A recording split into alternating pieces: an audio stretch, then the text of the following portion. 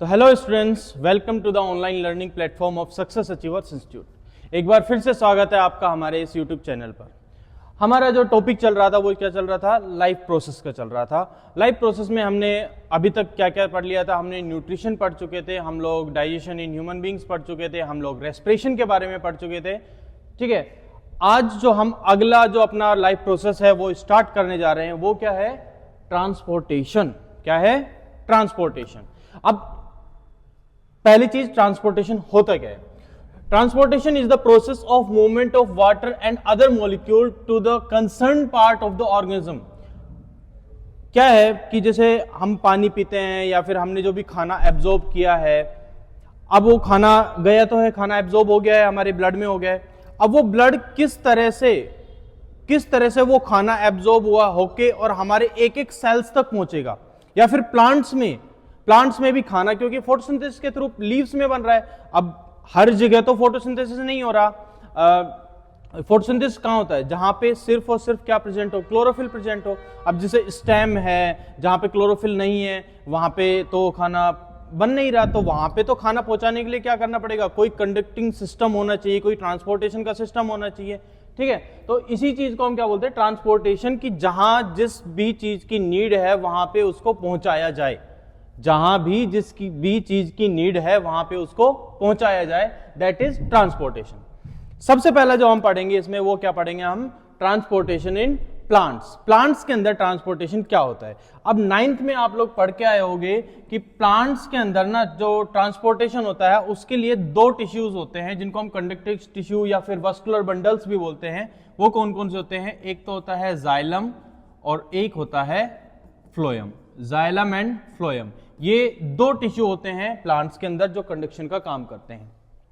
Xylem की बात करें, जाइलम किसका? वाटर का कंडक्शन करता है, मिनरल्स का कंडक्शन करता है। फ्लोएम किसका करता है? जो फोटोसिंथेसिस प्रोडक्ट होता है, जो ग्लूकोज होता है, उसका कंडक्शन करता है। ठीक है, चलो। Plants do not move and have enormous dead cells, so they need only low energy and slow transport system. अब हमें पता है प्लांट्स नॉर्मली मूव नहीं करते, प्लांट्स स्टेबल रहते हैं, स्टे रहते हैं। ओके, और उनके अंदर डेड सेल्स भी होती हैं। जैसे हमने पढ़ा है ना, जाइलम के अंदर जाइलम फाइबर्स होते हैं, फ्लोएम के अंदर फ्लोएम फाइबर्स होते हैं, और स्क्लेरेनकाइमेटस टिश्यू जो होते हैं वो सारे कैसे होते हैं? डेड सेल्स होते हैं। तो बहुत सारे डेड सेल्स भी हैं ना, वो ज्यादा मूव कर रहे हैं, तो उनको ज्यादा एनर्जी की रिक्वायरमेंट नहीं है। अब हमारी बॉडी को तो क्या, हमारी बॉडी में पूरी लिविंग सेल्स है, कंप्लीट लिविंग सेल्स से बनी हुई बॉडी है। हम दिन भर ये काम कर रहे हैं, कभी इधर मूव कर रहे हैं, कोई एक्सरसाइज कर रहा है, कोई क्रिकेट खेल रहा है, कुछ भी कर रहा है, एक्टिविटी कर रहा है, उसके लिए बहुत ज्यादा एनर्जी चाहिए। लेकिन प्लांट्स में तो ऐसा नहीं है। प्लांट्स थोड़ी ना क्रिकेट खेलने चला जाएगा, नहीं जाएगा ना, तो इसलिए उनको तो एनर्जी कम चाहिए। तो इसीलिए उनके लिए जो उनका जो ट्रांसपोर्ट सिस्टम होता है वो कैसा होता है? थोड़ा सा स्लो सिस्टम होता है, ऐसा एक क्विक फास्ट सिस्टम नहीं चाहिए उनको। Plant transport system include two independently organise conducting tubes. दो अलग अलग टाइप की ट्यूब्स होती हैं जिनको क्या बोलते हैं? Xylem and phloem. इनके बारे में हम बात करेंगे। सबसे पहले जाइलम की बात करते हैं। किसका काम करता है? Water and mineral from the soil. क्योंकि देखो, सॉइल, प्लांट्स को वाटर कहां से मिलेगा? पानी सिर्फ रूट एब्जॉर्ब करेंगे। ऐसा तो है नहीं कि लीव्स पानी को एब्जॉर्ब करेंगे या फिर स्टेम पानी को एब्जॉर्ब करेंगे, ऐसा नहीं होता ना। सिर्फ और सिर्फ क्या होता है? रूट्स एब्जॉर्ब करती हैं किसको? पानी को एब्जॉर्ब करती हैं। और पानी के साथ ही क्या आते हैं? मिनरल्स आते हैं। तो सॉइल से वाटर को एब्जॉर्ब किया, मिनरल्स को एब्जॉर्ब किया, अब उसको पहुंचाना है पूरे पार्ट्स में, पूरे प्लांट में पहुंचाना है। ठीक है, तो ये वाली चीज तो जाइलम की होगी। अगर फ्लोएम की बात करें, ये क्या करता है? फोटोसिंथेटिक जो प्रोडक्ट है लीव से, उसको अदर पार्ट्स तक पहुंचाता है। ठीक है, ये दोनों बातें हम लोग अभी तक कर चुके हैं। चलिए, सबसे पहले हम बात करते हैं ट्रांसपोर्टेशन ऑफ वाटर। किसके अंदर? जाइलम के अंदर। किसके अंदर? जाइलम के अंदर। देखो, xylem tissue is responsible for the transportation of water in plants. बिल्कुल सही बात है।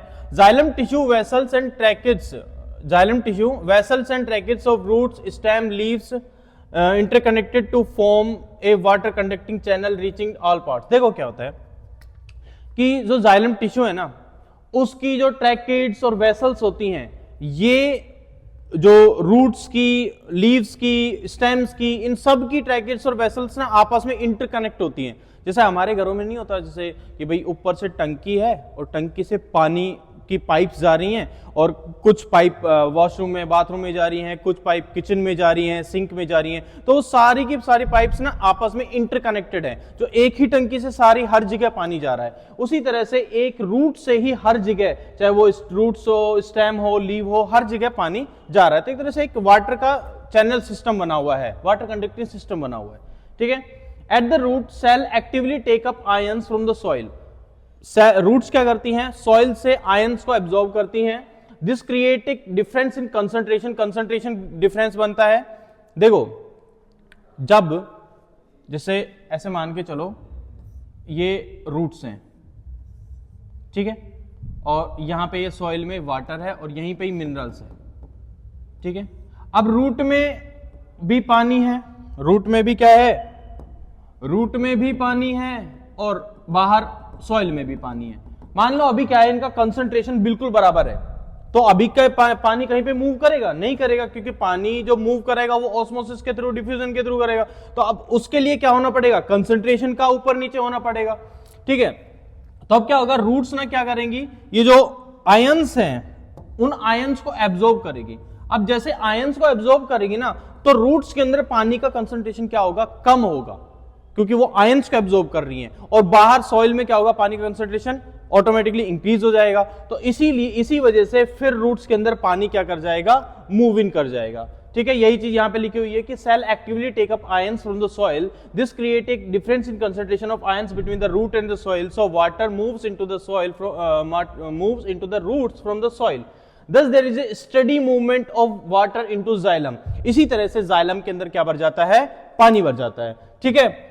Creating a column of water pushing upward. अब नीचे से पानी आता रहेगा तो जो रूट्स का, जाइलम का पानी है जो पहले वाला, वो ऊपर जाता रहेगा, ऊपर जाता रहेगा। नीचे से पानी आया, ऊपर जाएगा, ठीक है। इसी तरह से पानी क्या है, थोड़ी थोड़ी हाइट तक पहुंचता है। लेकिन क्या इस चीज से, जो 100-100 फीट के प्लांट होते हैं, 300-300 फीट के प्लांट होते हैं, इतने लंबे लंबे प्लांट्स तक ऊपर तक पानी पहुंचाना पॉसिबल है?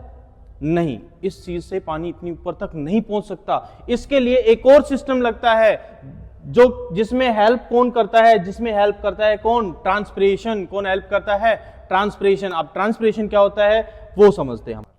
चलो भाई, ट्रांसपिरेशन देखो, ट्रांसपिरेशन की डेफिनेशन हम पहले भी पढ़े थे, जब हम स्टोमेटा के पढ़ा था ना, तब भी हमने इसके बारे में थोड़ा सा पढ़ा था कि क्या होता है transpiration. Removal of water in the form of water vapour from the aerial parts of the plant. Removal of water in the form of water vapour from the aerial parts of the plant is known as transpiration. Mainly किसके through होता है ये, stomata के through होता है। Mainly किसके through होता है, स्टोमेटा के थ्रू होता है, ठीक है। अब होता क्या है, देखो, water which is lost through stomata is replaced by water from the xylem vessels in the leaf.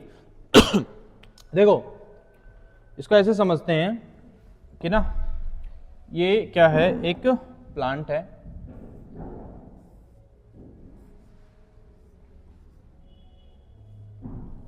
ये देखो, ये आ गया हमारे पास एक बढ़िया सा प्लांट आ गया इस तरह से।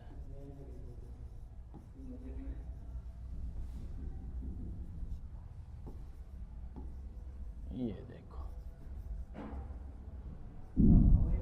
चलो आ गया हमारे पास एक बढ़िया सा प्लांट आ गया ना। अब देखो, ये रूट्स है। अब अभी कहा था कि हमने कि जाइलम की जो ट्रैकेट्स और वेसल्स होती हैं वो इंटरकनेक्टेड होती हैं, तो जो रूट्स के अंदर से जो वेसल्स जा रही होंगी वो पूरी की पूरी ऊपर लीव्स तक कनेक्टेड होंगी इस तरह से। यहां पे मान लो कोई लीफ है और यहां पे कनेक्टेड है स्टोमेटा, ठीक है। अब यहां लिखा क्या है, the water which is lost through stomata is replaced by the water from the xylem vessels in the leaf. यहां इस पूरी ट्यूब में क्या है, पानी भरा हुआ है, ठीक है। अब यहां से इस जगह इन लीफ से जो वाटर इवेपोरेट होगा, उसको क्या करेगा, नीचे वाला पानी क्या कर लेगा, उसकी जगह ले लेगा।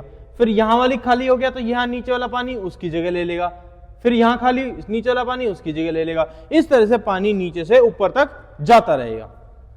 Transpiration create a suction which pull water from the xylem cells of the root. देखो, ये ऐसे जैसे कोल्ड ड्रिंक पीते ना, तो कोल्ड ड्रिंक में स्ट्रो से पीते हैं हम। कोल्ड ड्रिंक में जब स्ट्रो लगाते हैं हम ऐसे सक करते हैं तो कोल्ड ड्रिंक ऊपर चढ़ती है ना। उसी तरह से जब ये ट्रांसपिरेशन होता है, ये पूरी ये समझ लो कि ये प्लांट का है, एक कोल्ड ड्रिंक है, इसके अंदर जो पानी भरा हुआ है, ठीक है, और ये जो ट्यूब है ये क्या है, स्ट्रो है। अब इस स्ट्रो में जैसे ही ट्रांसपिरेशन हुआ, मतलब कि ऊपर से किसी ने पानी को सक किया, इस तरह से एक सक्शन फोर्स क्रिएट हो रहा है। क्या क्रिएट हो रहा है? एक सक्शन फोर्स क्रिएट हो रहा है। इसी को हम क्या बोलते हैं? इसको बोलते हैं ट्रांसपिरेशनल पुल। क्या बोलते हैं? ट्रांसपिरेशनल पुल। देखो, this transpiration help in the absorption and upward movement of water and minerals from the roots leaves. It also help in the temperature regulation. अब देखो क्या है कि जैसे पानी ये पुराना पानी जाता रहेगा, नया पानी आता रहेगा, इससे ना प्लांट का टेम्परेचर भी मेंटेन रहेगा। तो दोनों ही चीजें आ गई, प्लांट के टेम्परेचर में भी हेल्प करता है, और साथ में वाटर ऊपर जाएगा, नया पानी आएगा, नया पानी अपने साथ नए मिनरल्स लेके आएगा, ठीक है। तो दोनों ही चीजें हो जाते हैं, एक पंथ दो काज। Generally stomata are closed at night, so plant depend on the root pressure and water transport at night. अब देखो, स्टोमेटास नाइट में क्या रहते हैं? बंद रहते हैं। नाइट में बंद रहते हैं स्टोमेटा, और ड्यूरिंग डे स्टोमेटा क्या है? ओपन है। अब जब बंद है स्टोमेटा तो ट्रांसपिरेशन तो होगा नहीं, और जब ट्रांसपिरेशन नहीं होगा तो ये सक्शन फोर्स नहीं क्रिएट होगा, और सक्शन फोर्स क्रिएट नहीं होगा तो ये पानी इतनी ऊपर तक ट्रांसपिरेशन पुल है वो नहीं लगेगा। तो ट्रांसपिरेशन पुल नहीं लग रहा, इट मींस अभी पानी किसकी वजह से मूव कर रहा है? सिर्फ और सिर्फ किससे मूव कर रहा है? रूट प्रेशर की वजह से। किसकी वजह से मूव कर रहा है? सिर्फ और सिर्फ रूट प्रेशर की वजह से, ये रूट प्रेशर की वजह से, ठीक है। दिन में क्या है? दिन में स्टोमेटा ओपन है तो जो ट्रांसपिरेशन पुल है वो अपना काम कर ही रहा है, सक्शन फोर्स काम कर रहा है, ठीक है। समझ में आ गया होगा आप सभी को। नेक्स्ट, अब अगला है हमारे पास, अच्छा एक और चीज, एक दो चीजें और बात कर लेते हैं हम इसी में ही। भाई जाइलम के अंदर पानी कहां से आ रहा है? रूट से आ रहा है। यहां से पानी आ रहा है और ऊपर की तरफ जा रहा है। क्या कभी ऐसा होगा क्या कि यहां पे कोई लीफ है वो पानी एब्जॉर्ब करेगी, वो पानी नीचे की तरफ आएगा? होगा क्या? कभी नहीं होगा, ये चीज पॉसिबल ही नहीं है। हमेशा रूट से पानी आएगा और ऊपर की तरफ जाएगा। तो एक तरह से हम ये कह सकते हैं कि इसके अंदर कैसा फ्लो हो गया? Unidirectional flow. कैसा फ्लो हो गया? Unidirectional flow. जाइलम के अंदर यूनी डायरेक्शनल फ्लो होता है। क्यों होता है ये हमने समझ लिया। दूसरी चीज, इस पूरे प्रोसेस में ना किसी भी तरह की कोई एनर्जी इस्तेमाल नहीं होती, एनर्जी का यूज नहीं होता, सिर्फ फिजिकल फोर्सेस वर्क करते हैं। इसीलिए इस तरह के जो जाइलम के अंदर जो मूवमेंट होता है उनको हम क्या बोलते हैं? ये पैसिव ट्रांसपोर्ट सिस्टम बोलते हैं हम इसको, पैसिव ट्रांसपोर्ट। क्योंकि एक्टिव क्या हो जाता है? एक्टिव मतलब जहां पे एनर्जी का यूज किया हुआ है ना। एक्टिव है बंदा मतलब एनर्जेटिक है, पूरा एक्टिवली क्लास में एक्टिवेट कर रहा है, पार्ट ले रहा है। तो एक्टिव और पैसिव मतलब कि वो थका है, बिना एनर्जी के काम हो रहा है। चलो अब हम आगे आते हैं किस पे? फ्लोएम पे। Transportation of food and other substance in plants. Food और अदर सब्सटेंस जैसे एमिनो एसिड्स वगैरह, इनका जो ट्रांसपोर्टेशन है वो किसके थ्रू होता है? फूड्स के थ्रू, फ्लोएम के थ्रू होता है। चलिए, transportation of soluble product photosynthesis from leaf to other parts of the is called the translocation. अच्छा, जो भी फूड जो सोल्यूबल होता है ना, ग्लूकोज बना, फोटोसिंथेसिस से ग्लूकोज बन गया, अब वो सोल्यूबल फॉर्म में होगा, उसको फिर ट्रांसपोर्ट किया जाएगा किसके थ्रू? फ्लोएम के थ्रू ट्रांसपोर्ट किया जाएगा। तो जब फूड प्लांट में एक जगह से दूसरी जगह पे मूव करता है, उस प्रोसेस को क्या बोला जाता है? उसको बोलते हैं ट्रांसलोकेशन। ट्रांसलोकेट होना, ट्रांसलोकेशन बोलते हैं इसको, ठीक है। It occurs in vascular tissue called phloem. Phloem के अंदर होता है, सिंपल सी बात है। Phloem also transport amino acid and other substances. ये हो गया जो अदर सब्सटेंसेस की बात कर रहे थे। These substances are delivered to the storage organs of roots and seeds and growing organs। यानी कि खाना, आप देखो खाना वहां भी जाएगा जहां पे इनकी नीड है, और जो एक्सेस फूड है, जो एक्स्ट्रा खाना है, उसको कहां पे भेजा जाएगा? स्टोरेज ऑर्गन्स की तरफ, जहां पे खाना स्टोर किया जाएगा, ठीक है। जैसे ये ग्रोइंग सीड्स है, ग्रोइंग ऑर्गन्स है, ग्रोइंग ऑर्गन्स जो नए बन रहे हैं उनको फूड की ज्यादा रिक्वायरमेंट है, तो वहां भी जाएगा खाना, ठीक है। Translocation take place in the seed tubes with the help of adjacent companion cells both in upward and downward direction. यहां पे मिसिंग है डाउनवर्ड डायरेक्शन। कैसे? देखो भाई, वही अभी हमारा यही वाला डायग्राम, यही वाला डायग्राम, इससे ही समझते हैं इस चीज को। खाना कहां बन रहा है? यहां बन रहा है, लीफ में बन रहा है, ठीक है। अब यहां से ये खाना यहां से बना, ये खाना यहां नीचे भी जा रहा है और यहां से ये खाना नीचे भी ऊपर भी जा रहा है, यानी कि जो फूड का जो मूवमेंट हो रहा है वो कहां पे हो रहा है? दोनों ही तरफ हो रहा है, यानी कि अपवर्ड डायरेक्शन में भी हो रहा है एज वेल एज किस में हो रहा है? डाउनवर्ड डायरेक्शन में भी हो रहा है। तो दोनों ही डायरेक्शन में हो रहा है, इसीलिए हम क्या बोलते हैं फ्लोएम के अंदर कैसा फ्लो होता है? By directional flow, by directional flow होता है फ्लोएम के अंदर। समझ में आ गया? अच्छा, जाइलम ट्रांसपोर्ट, अब ये जाइलम वाली बात कर रहे हैं कि mainly by simple physical forces but for the translocation phloem energy is utilised. देखो अभी जाइलम की तो हमने बात की थी कि जाइलम के लिए क्या होता है? सिर्फ फिजिकल फोर्सेस काम आते हैं, रूट प्रेशर, ट्रांसपिरेशन पुल काम आते हैं, वहां पे तो एनर्जी यूज आ नहीं रही। एनर्जी कहां यूज आती है? एनर्जी यूज आती है कहां पे? फ्लोएम के अंदर। फ्लोएम के अंदर क्या है? एनर्जी का यूज लेके, एटीपी का यूज लेके ट्रांसलोकेशन होता है, इसीलिए इसको क्या बोलते हैं हम? Active transportation. क्या बोलते हैं? एक्टिव ट्रांसपोर्टेशन बोलते हैं हम इसको। किसको? फ्लोएम के अंदर जब ट्रांसलोकेशन होता है उसको हम क्या बोलते हैं? Active transportation. समझ में आ गया? क्लियर है बात? चलो, in the spring sugar stored in the roots और stems transported to the buds which needed energy to grow. ये एक एग्जांपल है कि भाई जैसे स्प्रिंग आता है, जब स्प्रिंग में नई लीव्स आती हैं, नए बर्ड्स आते हैं, वो तेजी से ग्रो करते हैं, तो उस समय जो स्टोर शुगर्स हैं, प्लांट अपना खाना स्टार्च के रूप में स्टोर करता है, जो स्टोर शुगर्स है वो डायरेक्टली मूव की जाती है किस तरफ? जहां पे डेवलपिंग बर्ड्स की तरफ मूव करी जाती है, ठीक है। ये एक एग्जांपल हो गया इसका। चलो नेक्स्ट देखते हैं हम। अब देखो यहां पे हमारा प्लांट का ट्रांसपोर्टेशन तो कंप्लीट हो गया है, वाटर का कंप्लीट हो गया, मिनरल का कंप्लीट हो गया। अभी बारी आती है फूड का भी कंप्लीट हो गया। अब आता है किसमें? Transportation in human beings. बहुत इंपॉर्टेंट है, इसमें हार्ट भी आएगा, इसमें ब्लड भी आएगा, ब्लड वेसल्स भी आएगा। एक ना एक क्वेश्चन ब्लड जो बोर्ड्स हैं उसमें इस टॉपिक से जरूर आएगा। 101% श्योर रहते हैं कि भाई ट्रांसपोर्टेशन इन ह्यूमन बीइंग, जिसको हम सर्कुलेशन भी बोलते हैं, circulatory system in human beings भी बोलते हैं, इससे एक ना एक क्वेश्चन बोर्ड में हर बार आता है, हर साल आता है। आप प्रीवियस ईयर्स उठा के देख लीजिए, तो बहुत इंपॉर्टेंट टॉपिक है ये वाला।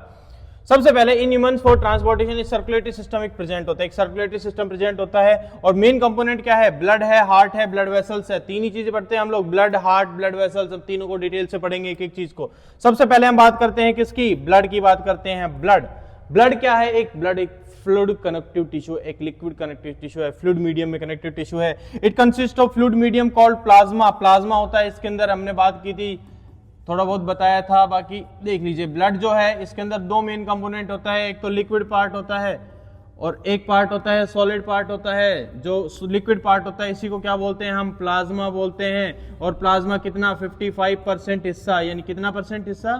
55% ऑफ द टोटल ब्लड बनाता है। और ये 45% इसके अंदर आरबीसी डब्ल्यूबीसी प्लेटलेट्स आती है, और इसके अंदर क्या आता है आपके प्लाज्मा में? वाटर और जो प्रोटीन वगैरह ये सब चीजें आती हैं, ठीक है। ये वाली चीजें इसमें आती हैं, ब्लड के अंदर आती हैं।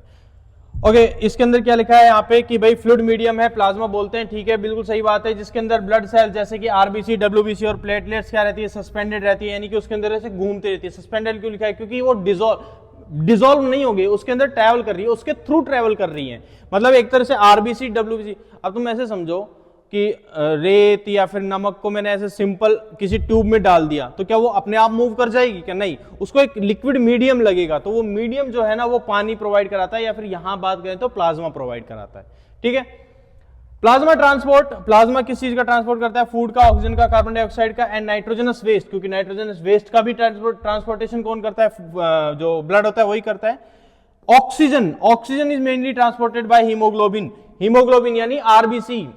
ये हमने बात की थी जब हम पढ़ रहे थे, किसको पढ़ रहे थे? हम पढ़ रहे थे किसको? रेस्पिरेशन को पढ़ रहे थे। रेस्पिरेशन में हमने बात की थी कि भाई जो हीमोग्लोबिन रेस्पिरेटरी पिगमेंट है, रेस्पिरेशन में ऑक्सीजन जो है वो ब्लड के थ्रू ट्रैवल कर रही है, आरबीसीज ट्रैवल करा रही हैं उसको, ठीक है। आरबीसी जो होती हैं इनके ऊपर एक रेस्पिरेटरी पिगमेंट होता है जिसको क्या बोलते हैं? हीमोग्लोबिन बोलते हैं, और यही ऑक्सीजन का मेनली ट्रांसपोर्टेशन करती हैं।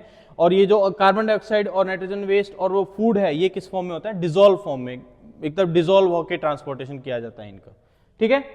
चलिए नेक्स्ट हम बात करते हैं देखो अब ये एक पॉइंट है कि adult men do more work than women and children's, so they need more oxygen to get energy, है ना? That's why adult men have more hemoglobin. देखो ये तो नेचर की बात है कि भाई मैन में क्या होता है, जो हीमोग्लोबिन का अमाउंट है वो फीमेल से या फिर चिल्ड्रन से क्या होता है, ज़्यादा होता है। ऐसा मैं नहीं बोल रहा, ऐसा साइंस बोलती है कि भाई साइंस का ये है कि वो थोड़ा ज़्यादा फिजिकल वर्क ज़्यादा करते हैं तो उनके अंदर हीमोग्लोबिन क्या होता है, ज़्यादा होता है। तो ऐसे कॉन्ट्रोवर्शियल बात नहीं है, मतलब ऐसे ऑफेंड होने की बात नहीं है कि भाई फीमेल हो तो सर ऐसे कैसे बोल रहे हो कि मैन ज़्यादा काम करते हैं, मतलब क्या फीमेल जो होती हैं, जो लेडीज होती है वो क्या काम नहीं करते हैं? काम करती हैं, बट अगर हम जनरली बात करें तो फिजिकल वर्क जो है, जो हैवी फिजिकल वर्क है वो ज़्यादा मैन करते हैं, इसलिए उनके अंदर जो हीमोग्लोबिन का अमाउंट क्या है, ज़्यादा रहता है, क्योंकि उनको ज़्यादा ऑक्सीजन की नीड रहती है, ज़्यादा एनर्जी की नीड रहती है। चलिए ठीक है, देखो ये कॉन्ट्रोवर्शियल बात मत करना, मतलब ऐसे समझना मत कि मैंने कोई कॉन्ट्रोवर्शियल बात करी है, नॉर्मल सी बात है। चलो आरबीसी की बात करते हैं। आरबीसी के बारे में क्या है, बाइकॉन्कोइड डिस्क शेप होती है इसकी, nucleus is absent in mature RBC of mammal except camel, mammals except camel. ये तो राइम सा हो गया। देखो आरबीसी की शेप कैसे होती है, बाइकॉन्केव डिस्क शेप। बाइकॉन्केव डिस्क शेप जो इनकी होती है, उसके बाद हम बात करते हैं इन जो मैच्योर आरबीसीज होती हैं, जो मैमल्स की, उनके अंदर न्यूक्लियस नहीं होता, सिर्फ कैमल को छोड़ के। उसके बाद रेस्पिरेटरी पिगमेंट हीमोग्लोबिन प्रेजेंट होता है आरबीसी पे, इसीलिए आरबीसी कैसी होती है, रेड कलर की। हीमोग्लोबिन ही आरबीसी को कैसा कलर प्रोवाइड कराता है, रेड कलर प्रोवाइड कराता है। ठीक है, बहुत सिंपल सी बातें हैं। चलो अब नेक्स्ट बात करते हैं, नेक्स्ट सेल कौन सी हमारी, डब्ल्यूबीसी है। डब्ल्यूबीसी क्या है, ये हमारी बॉडी को इम्यूनिटी प्रोवाइड कराती है। बॉडी की जो आर्मी है, बॉडी की इम्यूनिटी प्रोवाइड कराने का काम कौन करती है, डब्ल्यूबीसी करती है। They are the soldiers of the body, they are irregular in shape. इनकी शेप कैसी होती है, इरेगुलर होती है। डब्ल्यूबीसी के पास अपना न्यूक्लियस होता है। ठीक है, चलो नेक्स्ट पॉइंट बात करते हैं, क्या है भाई, प्लेटलेट्स। नेक्स्ट जो ब्लड सेल है वो क्या है, प्लेटलेट्स। प्लेटलेट्स किस में हेल्प करती हैं, प्लेटलेट्स ब्लड क्लॉट में हेल्प करती हैं। ब्लड का जो खून का जो थक्का जमाने में, हिंदी में बात करते हैं खून का थक्का जमाने में, यानी ब्लड क्लॉटिंग में हेल्प करती हैं। During injury, any cut, any leak, the platelet cells plug these leaks to clot the blood at the point of injury. मान लो ये एक आर्टरी या वेन कुछ भी है, यहाँ पे ऐसे कट लग गया छोटा सा, यहाँ पे क्या लग गया, कट लग गया इस तरह से, ये छोटा सा कैसे कट लग गया, तो यहाँ पे क्या होगा, यहाँ पे सारी क्या हो जाएंगी, प्लेटलेट्स यहाँ पे इकट्ठा हो जाएंगी, और इकट्ठा होकर यहाँ पे क्या बना लेंगी, एक क्लोट बना लेंगे, ब्लड क्लोट बना लेंगे।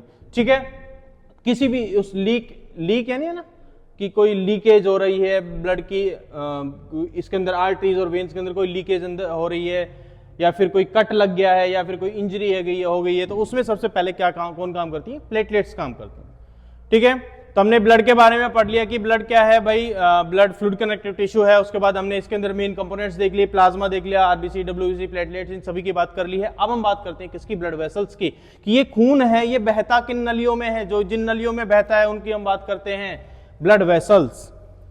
देखो हमारे अंदर ना क्लोज सर्कुलेटरी सिस्टम प्रेजेंट होता है, यानी कि हमारा खून ऐसा नहीं है कि हमारे ऑर्गन्स बिल्कुल खून में डूबे हुए हैं, ब्लड में बिल्कुल ब्लड बाथ है हमारे ऑर्गन्स, नहीं। हमारे जो ब्लड है वो पूरा का पूरा ना सिर्फ ट्यूब्स में ही बहता है, ट्यूब्स में बह के हार्ट से निकलता है, और हार्ट से टिश्यू में जाता है, और वहीं ट्यूब से वापस हार्ट में आ जाता है, ट्यूब से बाहर नहीं जाता हमारा ब्लड। ठीक है, तो इसलिए हम इसको बोलते हैं क्लोज सर्कुलेटरी सिस्टम प्रेजेंट होता है। चलो, तो ब्लड वेसल्स में हम 3 तरह की ब्लड वेसल्स पढ़ेंगे। कौन कौन सी पढ़ेंगे, हम आर्टरीज पढ़ेंगे, हम वेन्स पढ़ेंगे, और हम पढ़ेंगे कैपिलरीज के बारे में। सबसे पहले हम पढ़ते हैं किसके बारे में, आर्टरीज के बारे में पढ़ते हैं सबसे पहले। चलिए देखो, इसको देखो भाई, arteries they carry blood away from the heart to the various body parts. Heart से, याद रखना, कोई हार्ट से कभी भी जब ब्लड बाहर जाएगा, कभी भी अगर ब्लड बाहर जा रहा है तो उसको कौन लेके जाएगी, हमेशा और हमेशा कोई ना कोई आर्टरी लेके जाएगी। जब भी हार्ट से ब्लड बाहर जाएगा, किसके थ्रू जाएगा, आर्टरी के थ्रू जाएगा, इसका कोई एक्सेप्शन नहीं है। हार्ट से ब्लड बाहर जा रहा है मतलब आर्टरी लेके जा रही है। ठीक है, और हार्ट के ब्लड अंदर आ रहा है, कौन लेके आ रहा है, मतलब वेन्स लेके आ रही है। ये दोनों चीजें तो है ना परमानेंट फिक्स है। चलो, since the blood emerges from the heart under the high pressure, the arteries have thick wall and thick and elastic walls। अब इस चीज को समझो, देखो आप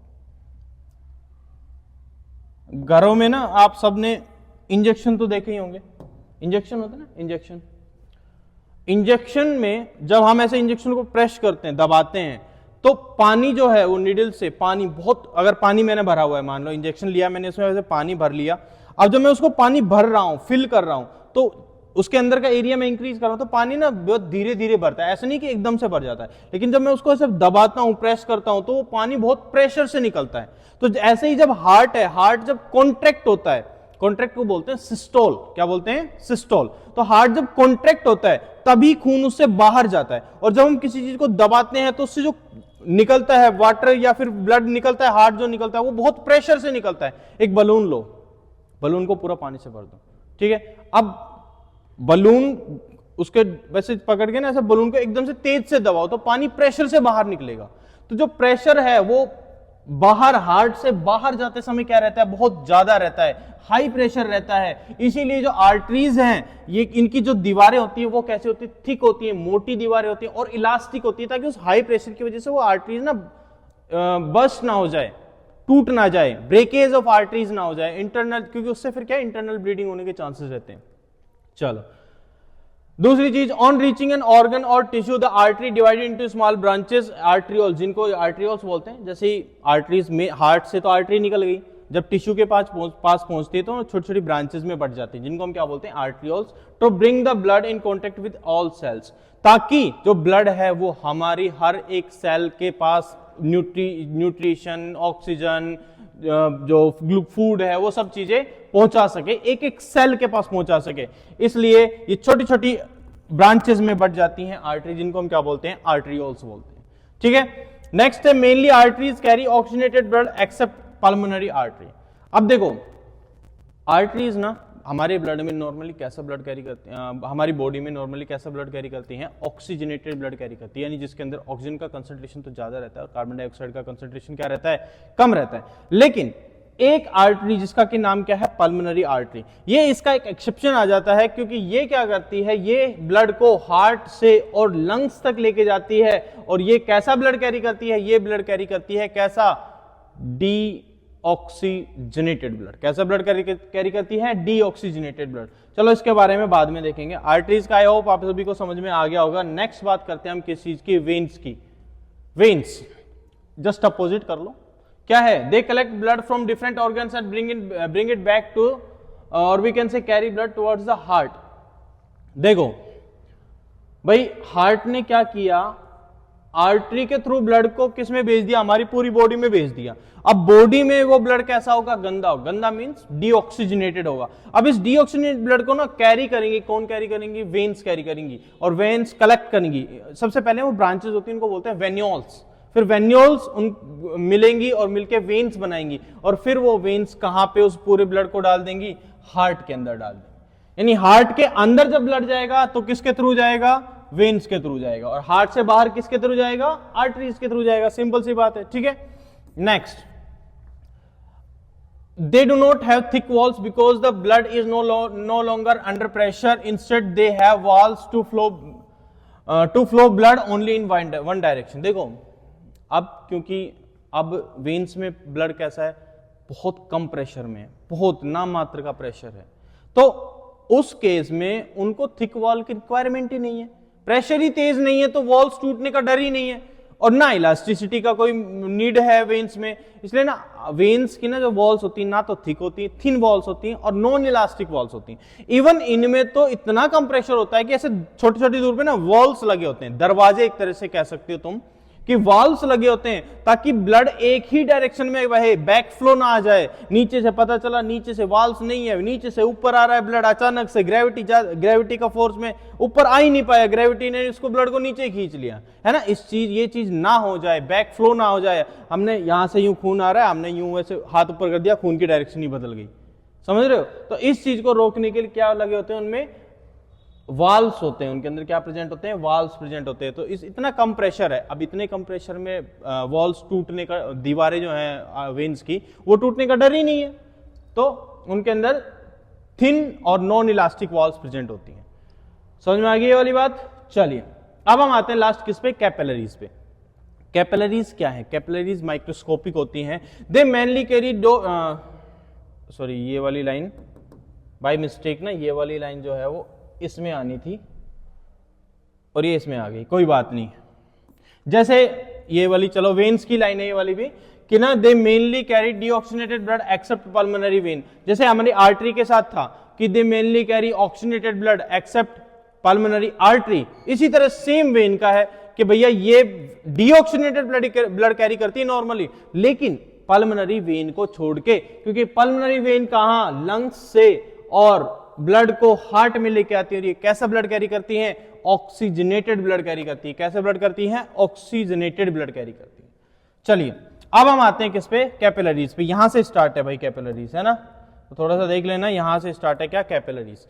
smallest vessels having walls which are 1 cell thick, यानी कि उनकी दीवारें 1 सेल के लेवल की होती हैं, 1 सेल थिक होती हैं दीवारें, सिर्फ बहुत पतली पतली दीवारें होती हैं, बिल्कुल माइक्रोस्कोपिक होती हैं।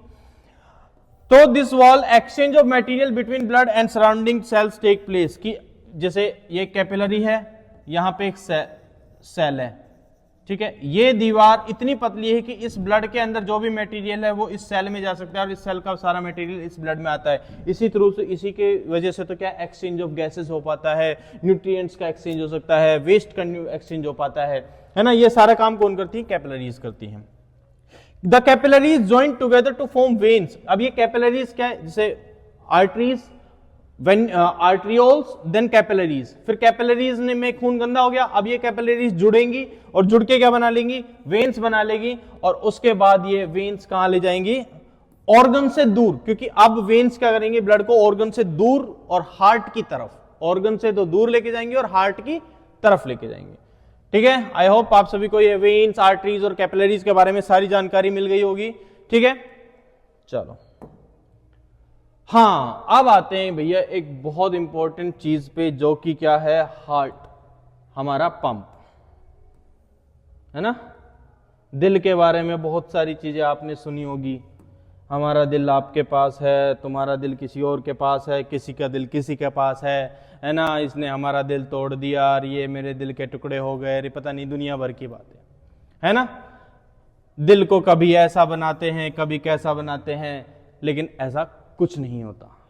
फीलिंग्स दिल में होती हैं, ये सब बकवास की बातें हैं। देखो हमारा हार्ट क्या है, हमारा पंप है। घरों में मोटर होती है, समझ रहे हो, मतलब तो आशिकों के दिल टूट जाएंगे ये दिल सुन के कि दिल का कोई काम ही नहीं होता। अब मैंने भी यही बोल दिया कि दिल टूट जाएंगे। चलो, हमारे घरों में मोटर होती है, ये जोक्स अपार्ट, हमारे मतलब मजाक की बात है ये सब चीजें। हमारे घरों में जो मोटर होती है वो क्या करती है, पानी को ऊपर टंकी तक पहुंचाया, मोटर बोरिंग का पानी है तो उसको नीचे से खींचा, ऊपर टंकी तक पहुंचाया। तो एक तरह से हमारे घरों में जो मोटर है ना, वो ट्रांसपोर्टेशन ऑफ वाटर का काम कर रही है। हमारी बॉडी में जो मोटर है वो क्या है, ये ऑर्गन बहुत इंपॉर्टेंट, ये रुक गया तो भैया जान चली गई, ये रुक गया तो जान चली गई। दो ही चीजें हैं, या तो ब्रेन रुक गया तो जान चली गई, और हार्ट रुक गया तो जान चली गई। अच्छा, ब्रेन रुक गया ना तो एक बार को हम बोल देते कि बंदा कोमा में गया है ना। चांसेस हैं कि क्या पता वो दोबारा उठ जाए, ब्रेन का कुछ हिस्सा फिर भी काम कर रहा है कि भाई चलो क्या पता ये दोबारा उठ जाए। लेकिन अगर ये रुक गया तो भैया सीधा, कहने की जरूरत नहीं है। चलो, बहुत इंपॉर्टेंट ऑर्गन है हार्ट, हमारा पंप है, हमारी लाइफ है। ठीक है, तो इसके बारे में पढ़ते हैं। Heart pumps the blood all over the body. Heart blood को पंप करता है पूरी बॉडी में पंप करता है, बहुत सिंपल सी बात है। It is a muscular organ which is as big as our fist, यानी जैसे हमारी जो फिस्ट है उसके बराबर का इसका साइज होता है। हमारे यहाँ स्लाइट लेफ्ट साइड में नॉर्मली प्रेजेंट होता है, और इसी की वजह से हमारे जो लेफ्ट वाला जो लंग है वो थोड़ा सा क्या होता है, छोटा होता है as compare to right lung. चलो, it has 4 chamber, 2 upper right and left atria and 2 lower right and left ventricle. 4 chamber है हमारे पास इसमें। देखो, ये राइट एट्रियम है, ये लेफ्ट एट्रियम है, और ये लेफ्ट वेंट्रिकल है, और ये राइट वेंट्रिकल है। 4 चैम्बर है। राइट पोर्शन हार्ट का हमेशा कैसा, डीऑक्सीजनेटेड ब्लड रखता है, और लेफ्ट पोर्शन जो हमेशा हार्ट का कैसा रखता है, ऑक्सीजनेटेड ब्लड रखता है, हमेशा याद रखना। Right chamber carry deoxygenated blood, यानी कि carbon dioxide rich blood carry करता है, और जो लेफ्ट चैम्बर होता है वो कैसा, ऑक्सीजनेटेड यानी ऑक्सीजन रिच ब्लड कैरी करता है। ठीक है, Deoxygenated blood reaches to the lungs to remove carbon dioxide. Oxygenated blood from the lungs is brought back to the heart and then pumped to the rest of the body. ये चीज क्या होता है कि भाई यहां से ना, यहां से देखो ये कहां गया, हाँ ये वाली चीज, ये क्या है, पल्मोनरी आर्टरी, हार्ट से दूर लेके जा रही है, देखो ये क्या है, पल्मोनरी आर्टरी। और ये पल्मोनरी आर्टरी खून को कहां लेके जाएगी, लंग्स में लेके जाएगी, ताकि वहां पे क्या हो सके, उसका ऑक्सीजनेशन हो सके, यानी कि डीऑक्सीजनेटेड ब्लड किस में कन्वर्ट हो सके, ऑक्सीजनेटेड ब्लड में। अब यहां से ऑक्सीजनेटेड ब्लड कौन लेके आएंगी, पल्मोनरी वेन लेके आएंगी, और पल्मोनरी वेन लाके इसको कहां पे डाल देंगी, लेफ्ट एट्रियम में डाल देंगे। ठीक है, अब ये लेफ्ट एट्रियम से ब्लड कहां जाएगा, लेफ्ट वेंट्रिकल में जाएगा। लेफ्ट वेंट्रिकल इस ब्लड को कहां भेजेगा, एओर्टा के थ्रू पूरी बॉडी में भेजेगा। पूरी बॉडी में ये खून क्या होगा, गंदा होगा, फिर उसको कनेक्ट करेंगी वेन, फिर ये वेना कावा जो लार्जेस्ट वेन है ये यहां आएंगी और इसको कहां पे, राइट एट्रियम में डाल देंगे डीऑक्सीनेटेड ब्लड को। अब ये डीऑक्सीनेटेड ब्लड यहां पे आ गया, अब यहां से नीचे आएगा किसमें, राइट वेंट्रिकल में, और राइट वेंट्रिकल से ये ब्लड पल्मोनरी आर्टरी के थ्रू कहां पे चला जाएगा, वापस लंग्स में प्योर होने के लिए। अब ये सर्कल क्या रहेगा, चलता रहेगा चलता रहेगा। ठीक है, चलिए अब हम बात करते हैं पंपिंग प्रोसेस ऑफ हार्ट। जो मैंने अभी समझा है ना, बस सेम चीज है, दोबारा देख लेते हैं, दोबारा समझ लेते हैं। Oxygenated blood from the lungs, lungs से चला है भैया, ये हमारे क्या है, लंग्स के अंदर है, लंग्स से चला है, लेफ्ट एट्रियम में आता है। सबसे पहले लेफ्ट एट्रियम जो है ये रिलैक्स होता है, रिलैक्स मतलब कि इसको क्या बोलते हैं, डायस्टोल। एक सेकेंड,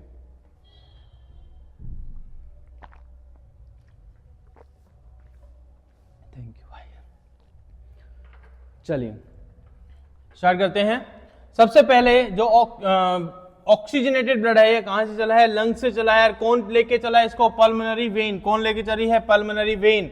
एंटर, अच्छा मैं बोल रहा था कि ये जो राइट एट्रियम है ये क्या करता है, रिलैक्स करता है। रिलैक्स मतलब डायस्टोल करता है, और जब ये डायस्टोल करेगा तो इसके अंदर ब्लड आएगा, और ब्लड कहां से आएगा, लंग्स से आएगा। किसके थ्रू आएगा, पल्मोनरी वेन के थ्रू आएगा। ठीक है, उसके बाद ब्लड एंटर कर गया, उसके बाद कहां पे, लेफ्ट एट्रियम में। लेफ्ट एट्रियम से लेफ्ट वेंट्रिकल में जाएगा। लेफ्ट एट्रियम अब क्या होगा, लेफ्ट एट्रियम कॉन्ट्रैक्ट होगा, और लेफ्ट वेंट्रिकल क्या होगा, रिलैक्स होगा। ये रिलैक्स जो होगा इसको क्या बोलेंगे, डायस्टोल। और जो ये ऊपर एट्रियम है ये क्या होगा, कॉन्ट्रैक्ट, मतलब कि क्या हो रहा है, ये सिस्टोल हो रहा है। यानी कि ये ऐसे समझ लो, ये जो पोर्शन है ना हार्ट का, ऊपर वाला पोर्शन एक साथ काम करता है, नीचे वाला पोर्शन एक साथ काम करता है। ऊपर वाला पोर्शन जब कॉन्ट्रैक्ट होगा तो ये रिलैक्स होगा, जब ये कॉन्ट्रैक्ट ये रिलैक्स, ये कॉन्ट्रैक्ट, इस तरह चलता रहेगा। एक सिस्टोल एक डायस्टोल, एक सिस्टोल एक डायस्टोल, एक सिस्टोल एक डायस्टोल। जब ये सिस्टोल होगा उस समय ब्लड नीचे आ जाएगा, यानी ये क्या हो रहा होगा, उस समय डायस्टोल हो रहा होगा। अब डायस्टोल हो रहा है तो यहां पे देखो किस में आ गया, यहां पे ब्लड आ गया, एंटर कर गया कहां पे, लेफ्ट वेंट्रिकल में। अब लेफ्ट वेंट्रिकल इसको क्या, जैसे ही लेफ्ट वेंट्रिकल क्या होगा, सिस्टोल होगा, लेफ्ट वेंट्रिकल इस ब्लड को कहां भेज देगा, पूरी बॉडी में भेज देगा। किसके थ्रू भेज देगा, एओर्टा के थ्रू भेज देगा। अब ये पूरी बॉडी में चला गया ब्लड, पूरी बॉडी में चला गया, छोटे छोटे में बट गया। इनको क्या बोल दिया हमने, आर्टरियोल्स बोला था। अब आर्टरियोल्स में ये खून क्या होगा, गंदा होगा। गंदा खून होने के बाद इसको कलेक्ट कौन करेंगी, कलेक्ट कौन करेंगी, अब ये डीऑक्सीनेटेड ब्लड हो गया फ्रॉम द बॉडी, इसको कहां लाया जाएगा, राइट एट्रियम में। अब कैसे आएगा, राइट एट्रियम क्या होगा, रिलैक्स होगा।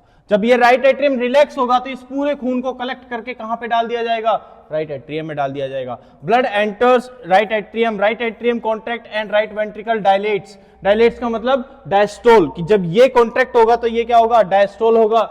डायस्टोल होगा तो ऊपर से ब्लड किस में जाएगा, वेंट्रिकल्स में जाएगा। वेंट्रिकल्स में आने के बाद क्या होगा, राइट वेंट्रिकल कॉन्ट्रैक्ट होगा। राइट वेंट्रिकल जब कॉन्ट्रैक्ट होगा तो इसका ब्लड कहां पे जाएगा, लंग्स में जाएगा। किसके थ्रू जाएगा, पल्मोनरी आर्टरी के थ्रू जाएगा। Blood pump into the lungs for oxygenation, lungs में चला जाएगा। किसके लिए, ऑक्सीजनेशन के लिए, यानी कि जो डीऑक्सीनेटेड ब्लड है उसको कन्वर्ट किया जाएगा ऑक्सीजनेटेड ब्लड में। समझ में आ गया, दोबारा सुनो एक बार, देखो किक करते हैं। ब्लड लंग्स से चला किसके थ्रू, पल्मोनरी वेन के थ्रू। किस में आया, लेफ्ट एट्रियम में आया। लेफ्ट एट्रियम से कहां आया, लेफ्ट वेंट्रिकल में गया। लेफ्ट वेंट्रिकल ने एओर्टा के थ्रू इसको पूरी बॉडी में भेजा। पूरी बॉडी में खून क्या हुआ, गंदा हुआ। इसको कनेक्ट किया वेन्स ने, कलेक्ट किया वेन्स ने। वेन्स इस ब्लड को कहां लेके आए, राइट एट्रियम में लेके आए। राइट एट्रियम से कहां आया ब्लड, राइट वेंट्रिकल में आया। राइट वेंट्रिकल ने इसको कहां भेजा, लंग्स में भेजा। लंग्स में क्या करने गया, प्योर होने गया। हो गया प्योर, वापस से ये सिस्टम चला। समझ में आ गया, ये दोनों पॉइंट समझ में आ गए। चलिए Since ventricles have to pump blood into the various organs, they have thicker and muscular walls than that of arteria. अब देखो ब्लड को पंप कौन कर रहा है? वेंट्रिकल्स कर रहे हैं ना पूरी बॉडी में, तो इनकी जो ये वॉल्स है ये ज्यादा मस्कुलर होंगी as compare to atria. Atria की वॉल्स कैसी थोड़ी कम मस्कुलर होती है as compare to ventricles. Heart has a wall to prevent backflow. ये वाल नहीं है, ये आएगा वाल्स. वाल्स होते हैं देखो यहां पे ना हार्ट में, यहां पे डायग्राम था, हाँ यहां पे देखो, ये देखो ये दिख रहे हैं, ये क्या है? वाल्स, दरवाजे एक तरह से. ये क्या करते हैं? ये बैकफ्लो रोकते हैं कि ब्लड जैसे ये कॉन्टैक्ट हुआ तो ब्लड इसमें ना चला जाए, सारा ब्लड इसमें ही जाए, तो ये इस चीज को प्रिवेंट करते हैं, बैकफ्लो को रोकते हैं ये. ठीक है. Deoxygenated blood reaches to lungs to remove carbon dioxide. ठीक है, ये हो गया. Oxygenated blood from the lungs is brought back to the heart and then pumped into the rest of the body. ये वाली सारी हम ये वाली तो सारी बात हम कर ही चुके हैं.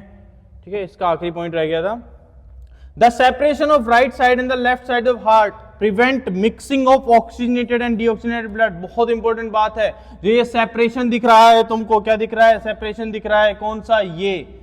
ये सेपरेशन, इसको बोलते हैं सेप्टम. क्या बोलते हैं? सेप्टम. ये सेप्टम जो है ये हमारी हार्ट के अंदर डीऑक्सीजनेटेड ब्लड और ऑक्सीजनेटेड ब्लड को मिक्स होने से बचाता है, ताकि हमारी जो सेल्स हैं उनको प्योरली ऑक्सीजनेटेड ब्लड मिले, क्योंकि हमारी सेल्स को बहुत ज्यादा एनर्जी की रिक्वायरमेंट होती है, बहुत काम करना पड़ता है, इसलिए उनको हाईली ऑक्सीजनेटेड ब्लड चाहिए. Okay. This allow a highly efficient supply of oxygen to the body. It is useful in animals that high energy, जिनको एनिमल के अंदर जरूरी होता है, जिनको ज्यादा एनर्जी चाहिए, और ताकि वो अपना, और साथ में वो अपना टेम्परेचर भी मेंटेन रख पाए इससे. ठीक है.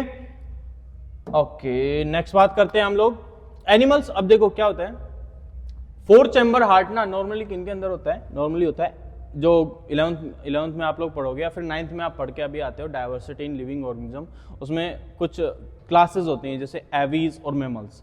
तो जो एवीज और मैमल्स होता है ना, उनमें नॉर्मली क्या होता है? 4 चैम्बर्ड हार्ट होता है. उससे पहले क्या है? एम्फीबियंस है, रेप्टाइल्स है, फिशेज हैं. तो फिशेज के अंदर क्या होता है? 2 चैम्बर्ड हार्ट होता है. ठीक है. जो एम्फीबियंस हैं इनके अंदर होता है कितना? 3 चैम्बर्ड हार्ट. रेप्टाइल्स में भी 3 चैम्बर्ड ही होता है, लेकिन इनके अंदर ना सेप्टम क्या होता है? बनने लग जाता है. सेप्टम बनने लग जाता है, स्टार्ट हो जाता है बनना. लेकिन इसका एक एक्सेप्शन है, क्रोकोडाइल. क्रोकोडाइल में क्या होता है? 4 चैम्बर हार्ट होता है. ठीक है. उसके बाद क्या आते हैं? एवीज आते हैं, और एवीज और मैमल्स में कैसा होता है? 4 चैम्बर हार्ट होता है. तो animals like amphibians and many reptiles do not need this much energy, यानी उनको इतनी ज्यादा एनर्जी की रिक्वायरमेंट नहीं है, और टेम्परेचर मेंटेन करने के लिए they depend on the temperature of the environment, क्योंकि उनको हम क्या बोलते हैं? Cold blooded animals. यानी कि वो एनवायरनमेंट के हिसाब से अपनी बॉडी को मेंटेन नहीं रख सकते. एनवायरनमेंट में बॉडी चेंज हुई, उनकी बॉडी का भी टेम्परेचर चेंज हो गया, है ना, तो वो इस चीज को मेंटेन नहीं रख सकते, इसलिए उनको टेम्परेचर मेंटेन के लिए एनर्जी की रिक्वायरमेंट भी नहीं रहती. Such animals have 3 chambered heart tolerate some mixing of oxygenated and deoxygenated blood. यानी उनके पास ना 3 चैम्बर हार्ट होता है. जैसे हम बात कर रहे हैं किसकी? एम्फीबियंस एंड रेप्टाइल्स की 3 चैम्बर हार्ट है, तो वो थोड़ा सा ना मिक्सिंग ऑफ ब्लड टॉलरेट कर सकते हैं कि चलो चल जाएगा, काम चल जाएगा, काम चला लेते हैं. Fishes have only 2 chamber heart. Here fishes में सिर्फ 2 चैम्बर हार्ट होता है. उनका सर्कुलेशन कुछ इस तरह से होता है. डीऑक्सीजनेटेड ब्लड एंटर करता है कहां पे? गिल्स में. हार्ट में एंटर करता है. हार्ट से ब्लड कहां जाता है? गिल्स में जाता है. गिल्स में क्या होगा? ऑक्सीजनेटेड में कन्वर्ट होगा. अब ये ऑक्सीजनेटेड ब्लड हो गया, अब ये वापस किस में जाएगा? बॉडी में जाएगा. बॉडी में गंदा होगा, फिर ये किस में जाएगा? हार्ट में जाएगा. हार्ट से फिर वापस कहां जाएगा? किस में जाएगा?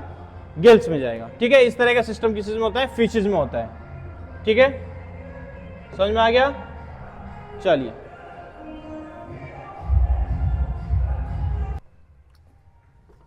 चलिए नेक्स्ट हम पढ़ते हैं क्या? Blood pressure. ब्लड प्रेशर के बारे में क्या होते हैं? ब्लड प्रेशर होता क्या है?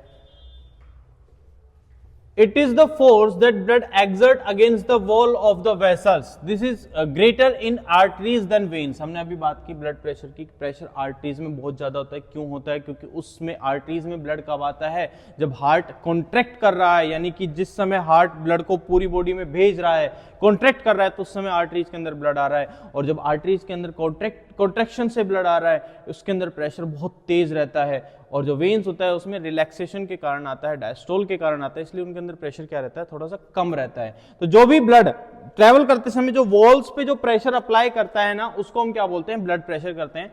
अब ये है जैसे स्पिग्मोमेनोमीटर है, ये क्या है? एक इंस्ट्रूमेंट है जो यूज आता है किसके लिए? बीपी नापने के लिए। देखा होगा ना मेडिकल में जब जाते हैं तो बीपी नापाने के लिए तो ऐसे ये इस तरह से लगाते हैं, उसके बाद इसे पंप सा करके वो पल्स रेट वगैरह नापते हैं।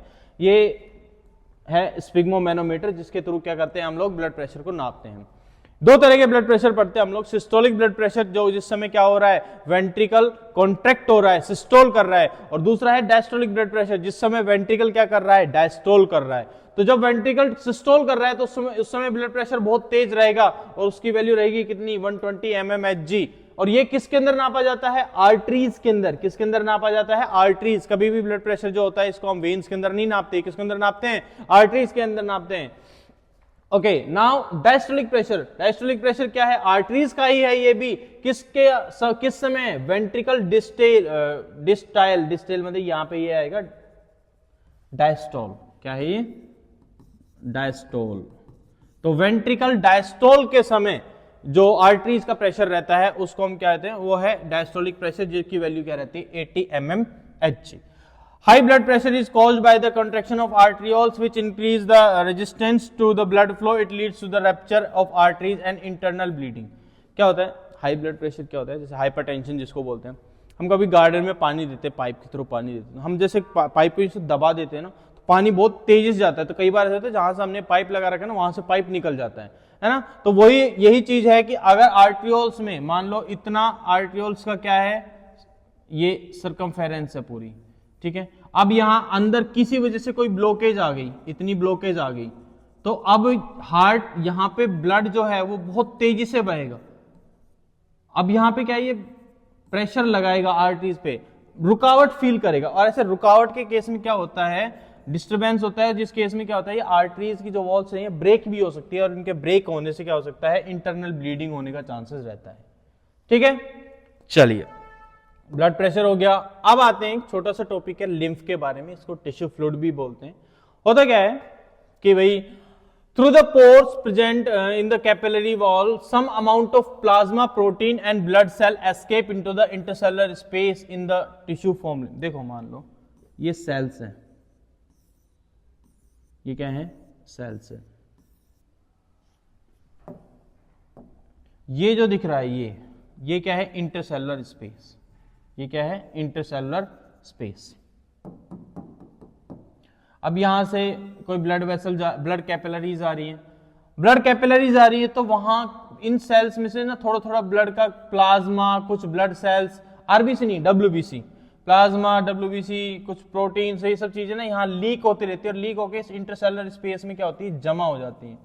और इसी को हम क्या बोलते हैं? कलरलेस लिक्विड बनाती है। इसी को हम क्या बोलते हैं? लिम्फ बोलते हैं। इसी को क्या बोलते हैं? लिम्फ बोलते हैं। It is similar to blood plasma. ये लगभग ब्लड प्लाज्मा की जैसा होता है, कलरलेस होता है, कंटेन लेस प्रोटीन। इसके पास प्रोटीन्स कम होती है, क्योंकि इस ब्लड से ही तो आया है, तो ब्लड से सब कुछ तो नहीं आ गया, थोड़ी बहुत चीजें आई तो कम ही होगा, ऑब्वियसली बात है। From intercellular space, lymph drain out lymphatic capillaries which join to large lymphatic vessels that finally open into large veins. होता क्या है? ये लिम्फ बनता गया, अब ये लिम्फ धीरे धीरे ऐसे बाहर निकलने लगा, छोटी छोटी वेसल्स होती हैं जिनको बोलते हैं लिम्फेटिक कैपिलरीज। फिर ये लिम्फेटिक कैपिलरीज जुड़ती हैं, बहुत सारी लिम्फेटिक कैपिलरीज जुड़ती हैं, और जुड़ के क्या बनाती है? लिम्फेटिक वेसल बनाती हैं। फिर बहुत सारी लिम्फेटिक वेसल्स जुड़ के क्या फॉर्मेशन कर लेती हैं? वेन्स का। यानी कि ये डायरेक्टली ये वापस लिम्फ को किस में मिला देती हैं? वापस ब्लड में ही मिला देती हैं। ठीक है, लिम्फ कैरीज डाइजेस्टेड फैट। अब जो स्मॉल इंटेस्टाइन में जहां पे एब्जॉर्प्शन हुआ था, तो वहां पे जो फैट का एब्जॉर्प्शन है वो किसके थ्रू होता है? लिम्फ के थ्रू होता है। ठीक है, from intestine and drain access fluid. Fluid from intercellular space back into the blood, जो इंटरसेलुलर स्पेस में जो एक्सेस पानी भरा हुआ है उसको वापस किस में मिला देता है, ब्लड में मिला देता है। ये छोटा सा पार्ट था किसका, लिम्फ का। चलिए फाइनल टॉपिक जो है वो क्या है आपका, एक्सक्रीशन। क्या है, एक्सक्रीशन। भाई खा लिया, डाइजेस्ट कर लिया, सांस ले ली, ऑक्सीजन पहुंच गया, सब कुछ काम कर गया, ऑक्सीजन अब सेल्स तक भी पहुंच गया, सेल्स तक खाना तक भी पहुंच गया, सब कुछ हो गया। अब कुछ ना कुछ एक्सक्रीटरी प्रोडक्ट भी बनेंगे, और वो एक्सक्रीटरी प्रोडक्ट क्या है, नाइट्रोजनस वेस्ट मेनली। ठीक है, अब इन एक्सक्रीटरी प्रोडक्ट्स को किस तरह से रिमूव किया जाता है, उस प्रोसेस को हम देखते हैं, क्या है, एक्सक्रीशन। तो सबसे पहले हम पढ़ेंगे एक्सक्रीशन इन ह्यूमन बींग्स। हमारे ह्यूमंस के अंदर एक्सक्रीशन के लिए जो ऑर्गन्स मेनली प्रेजेंट होते हैं, वो मेन ऑर्गन क्या है, किडनीज। क्या है, kidneys. Human excretory system include a pair of kidneys, एक पेयर ऑफ किडनी होती है, a pair of ureters, ureters होते हैं जो किडनी से ट्यूब निकलती हैं, ये यूरेटर हैं। एक सेकंड में कलर चेंज कर लेता हूं, ये क्या है, यूरेटर है, ये क्या है, यूरेटर है। उसके बाद क्या है, ए यूरिनरी ब्लैडर, ए यूरिनरी ब्लैडर, ये स्ट्रक्चर क्या है, यूरिनरी ब्लैडर, जहां पे यूरिन क्या होता है, स्टोर होता है। और क्या है साथ में, यूरेथ्रा, जिसके थ्रू, यूरेथ्रा एक लॉन्ग ट्यूब है जो यूरिनरी ब्लैडर से निकल रहा है, जिसके थ्रू हम यूरिन को बॉडी से बाहर रिलीज करते हैं। Kidneys are located in the abdominal area, one on the either side of the backbone. हमारी जो बैकबोन होती है उसके दोनों तरफ एक एक किडनी प्रेजेंट होती है। ठीक है, the purpose of making urine is to filter out waste product from the body. हमारी बॉडी से जो भी वेस्ट प्रोडक्ट है उसको बाहर निकालने का काम है मेनली हमारा किसका, किडनी का।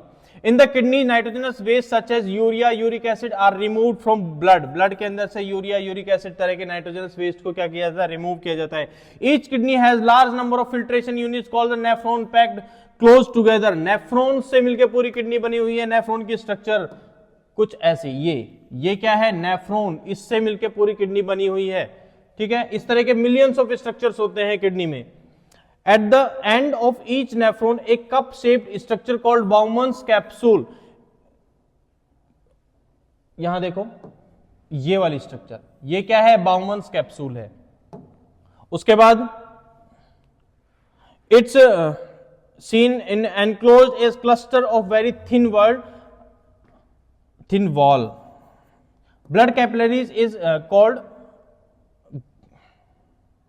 ये लाइन ही गलत लिखी हुई है, कोई बात नहीं, मैं लिख बल देता हूं इसको।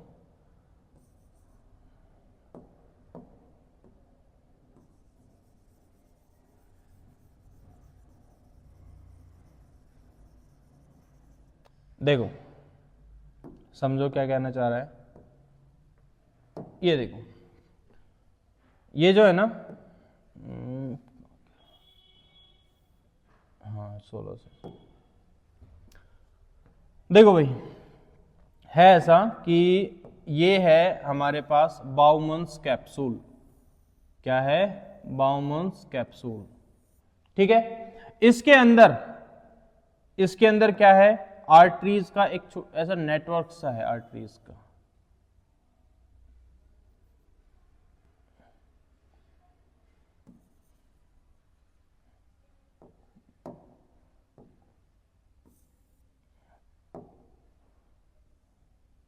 अरे आजा भाई,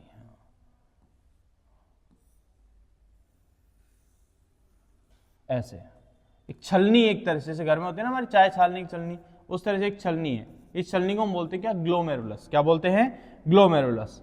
उसके बाद इस बाउमन्स कैप्सूल से एक लॉन्ग ट्यूब निकलती है पूरी।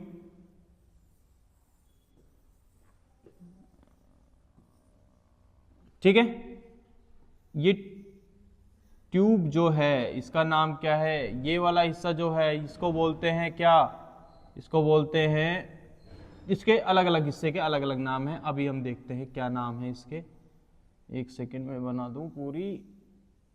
ये वाला जो पोर्शन है इसको बोलते हैं हम पीसीटी। क्या बोलते हैं, पीसीटी, मतलब प्रोक्सिमल कॉन्वोल्यूटेड ट्यूब्यूल। और ये जो लूप दिख रहा है इसको बोलते हैं हम क्या, हैनल्स लूप। क्या बोलते हैं, हैनल्स लूप। ये क्या है, हैनल्स लूप। और इसके बाद की जो ये ट्यूब है इसको बोलते हैं क्या, डिस्टल कॉन्वोल्यूटेड ट्यूब्यूल, यानी कि डीसीटी। क्या है, डिस्टल कॉन्वोल्यूटेड ट्यूब्यूल। और उसके बाद होती है एक कलेक्टिंग डक्ट। क्या होती है, एक कलेक्टिंग डक्ट। ये स्ट्रक्चर होती है किसकी, नेफ्रॉन की। ठीक है, इस तरह से इसके चारों तरफ ये अरे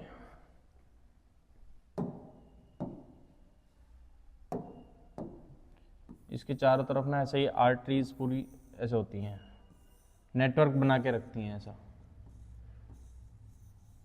इस तरह से।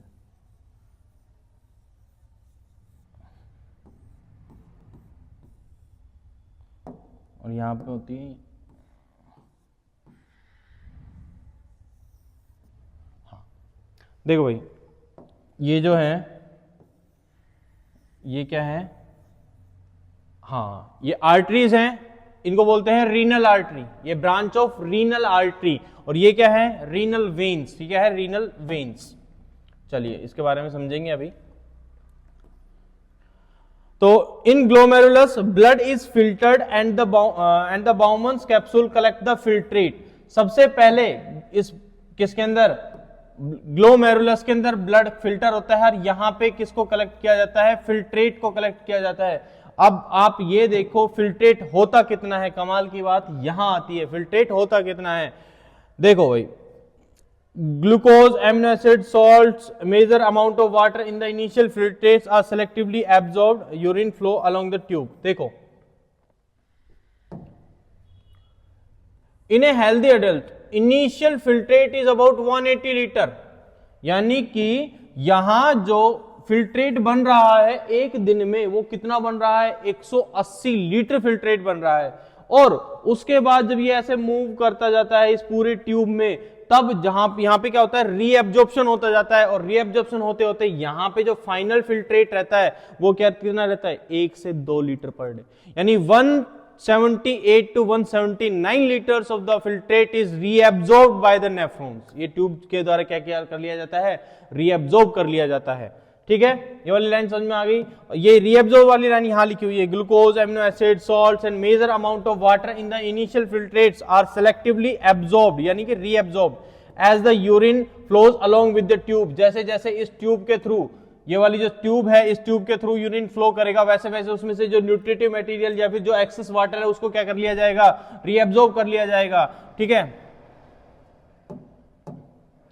उसके बाद water is reabsorbed based on the amount of water, excess water, ये एक्सेस वाटर वाला है, एक्सेस, थोड़ा सा टाइपिंग में बड़ी मिस्टेक कर रखी है।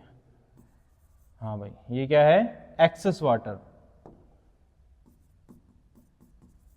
excess water in the body and the amount of dissolved waste to be excreted। देखो वेस्ट ज्यादा होगा तो यूरिन के थ्रू वाटर भी उसके लिए ज्यादा लगेगा, अगर वेस्ट कम है तो कम पानी से काम चल जाएगा। ठीक है, दूसरी चीज होती है कि भैया आपके बॉडी में पानी कितना है, बॉडी में पानी ज्यादा तो आप थोड़ा सा यूरिन के थ्रू रिलीज भी निकाल भी दोगे तो कोई ज्यादा दिक्कत नहीं आएगी। अगर लेकिन बॉडी में पानी कम है तो वाटर का रीएब्जॉर्प्शन क्या होगा, ज्यादा होगा, उस केस में कंसंट्रेटेड यूरिन रिलीज होगा।